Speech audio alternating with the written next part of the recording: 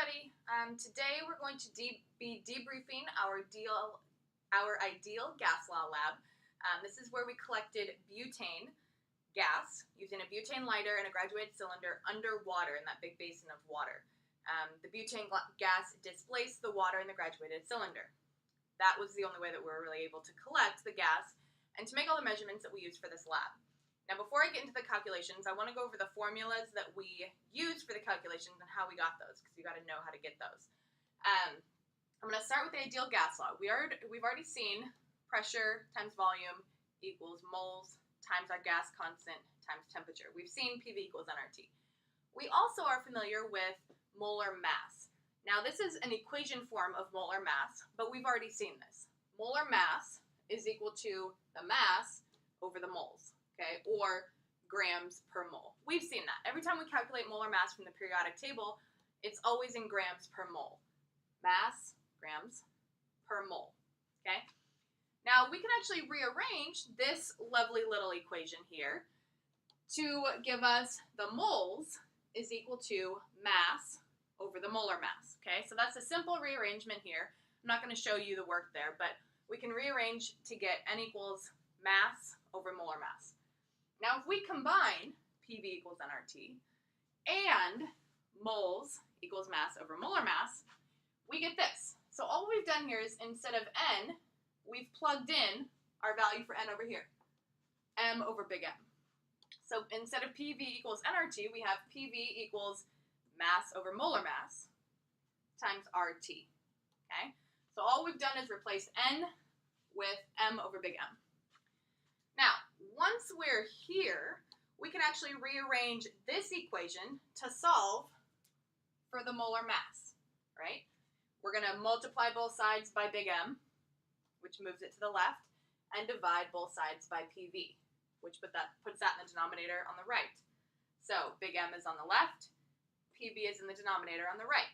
Okay, so we've just rearranged that equation to solve for molar mass. This is one of the equations that we're going to be using in our calculations today. The other one combines our new equation here for molar mass with our equation for density. Now remember, density is equal to mass over volume, okay? Now, if we plug in density into this equation for mass and volume, so mass over volume, if we plug in density, then we get this. Mass is equal to density. Instead of mass over volume, it's equal to density times R times T divided by P. Remember that volume is part of the density, mass over volume. So that goes into the D here. Molar mass is equal to density times the rate constant times temperature over pressure. We can rearrange this equation now to solve for density. Okay, so we're going to multiply both sides by P. So we'll have M times P, and then divide both sides by RT. So we have M times P divided by R times T. And that's the other equation that we're going to be using when we need to make the calculation for density. All right, so let's take a look at a sample data table. Now, I've only put trial 1 on here. You guys are going to have to do calculations for all 3 trials, but I just don't have the room, and you don't need to see me do the same thing 3 times. So I've put trial 1 on here. Just make sure that you know every time you have to do a calculation, you have to show the formula once and do the calculation all 3 times. So this is not one where you're only doing the 3rd trial. This is one where you're doing all 3 trials. All right, so here's some sample data that I've got. My initial mass of the butane lighter. Now notice that I have a lot of parentheses here. That's because we need to have the units. So let's go through these. We have mass, mass, and mass. How do we measure mass? What unit? Using a balance, we should be measuring mass in grams. Okay, so you should have grams there for each of those. That's why I'm not putting a unit over here in my first data column, because I have the units already listed. The volume of butane collected, you're using a graduated cylinder that measures in milliliters. Okay, so you need milliliters there. The temperature of water, our thermometers measure in degrees C. So I actually don't need degrees C there, and I don't need milliliters there. Okay. Atmospheric pressure. This is measured in millimeters of mercury. Now, just want to show you how I find the atmospheric pressure is I go on to my weather app for Mountain View, and you can see pressure is 30.18 inches of mercury. So that's what I wrote here, 30.18 inches of mercury. And if we convert that to millimeters of mercury, because that's what we want it in, we get 766.6 millimeters of mercury. So I'm just going to write that in. Now my unit for water vapor pressure and pressure of the dry butane, since this is in millimeters of mercury, I want to keep this in millimeters of mercury, and that's just going to make our life a little bit easier. All right, so let's get some calculations going here. We're looking for the mass of butane. That's the first thing that we're looking for here. It's in number 1 of the analysis. If we know the mass of the butane lighter before we release the gas and after we release the gas, we can actually find out what the mass was. So this calculation will be 21.77 grams minus, I should put 21.77 grams of butane minus 21.44 grams of butane to give me 0.33 grams of butane. Remember, you're doing this calculation for all 3 trials, okay? But here's my 1 trial, 0.33 grams.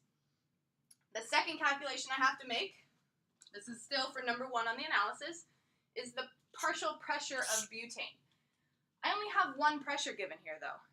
I have spots for 3, but I'm trying to find right now this, the partial pressure of the dry butane.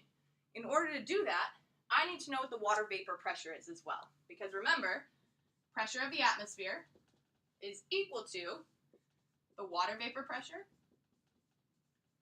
plus the partial pressure of the butane. Okay, so I need to figure out what the water vapor pressure is. To do that, I'm going to use this table, and you may have already done this in class during the lab. I'm going to find the temperature that our water was at, 21 degrees C. And you can see that the partial pressure in torr is we'll round that to 18.7 torr. Remember that for our equivalency statement for STP, for the pressure at STP, torr and millimeters of mercury have the same value, 760 torr, 760 millimeters of mercury. So we know that torr and millimeters of mercury have the same value. So we can write in 18.7 millimeters of mercury. Even though it says torr, they have the same value. So 18.7 torr is equal to 18.7 millimeters of mercury. Now we can figure out the pressure of the dry butane. We know the atmospheric pressure, 766.6 millimeters of mercury. We know the the water vapor pressure is 18.7 millimeters of mercury. And we can find the partial pressure of the butane gas, which if you subtract is 747.9. Okay? I have 1 decimal place here, I have 1 decimal place here, so I can have 1 decimal place there. 747.9 millimeters of mercury. Okay? Now we can move on to the slightly more complicated calculations using those equations that we just solved for. All right? So, number 2A asks us to find the molar mass for each of our trials. Again, I'm only doing trial 1. You guys will do all 3. You only have to write the formula once. So, our molar mass is equal to this right here.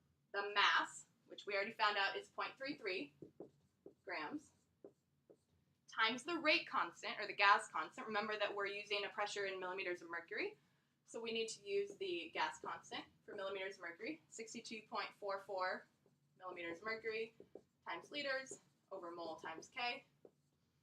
And we need to plug in our temperature. Remember, our gas constant has temperature in Kelvin, so our temperature here has to be in Kelvin, okay?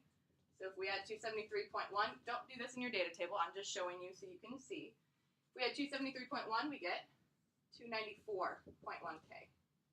So we can plug in 294.1 Kelvin. Divided by our pressure, which we've already found the pressure. This is a molar mass of butane. So this needs to be the pressure of butane. Okay? And this was the mass of butane. So the pressure of just the butane is 747.9 millimeters of mercury, and our volume that we collected is 164. But remember, our gas constant has volume in liters. This volume is in milliliters. So we know that this is equal to 0.164 liters. Your volume may be very different than mine, okay? That's fine. 0.164 liters. The units that cross off are millimeters of mercury, Kelvin, liters, okay? Now, when we do this calculation, we get M is equal to, what I get? 49.4.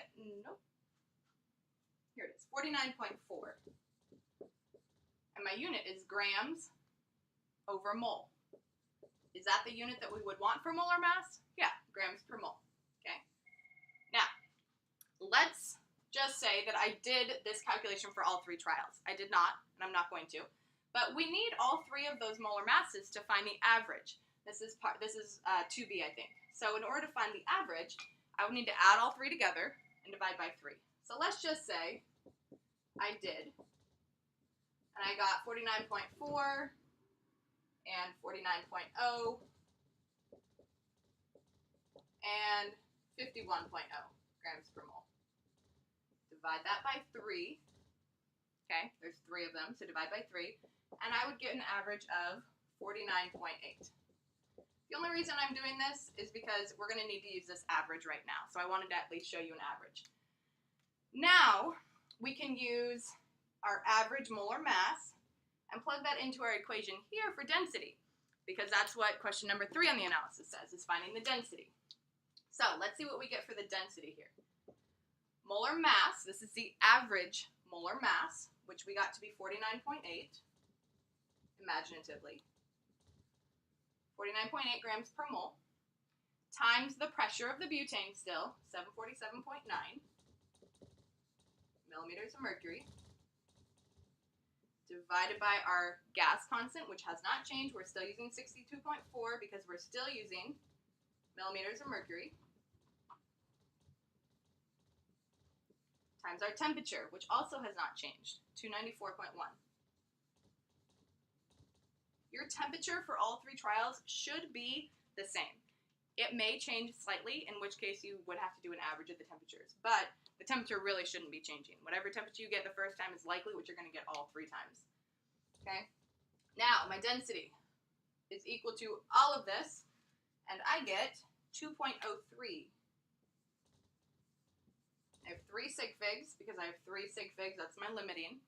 Now, what units are going to cross off here? Millimeters of mercury, Kelvin. Moles here is on bottom and on bottom, okay?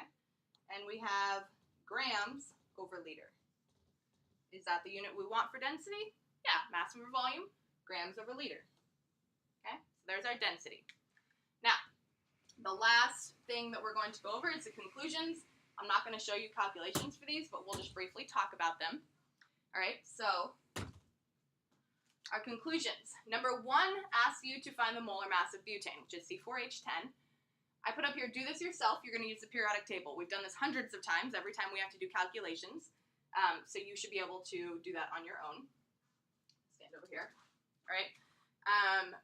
So use that periodic table. Make sure you're going to 2 decimal places for your molar mass, and make sure you have the unit right. What unit do we measure molar mass in? Hopefully, you know at this point, it's grams per mole. Okay.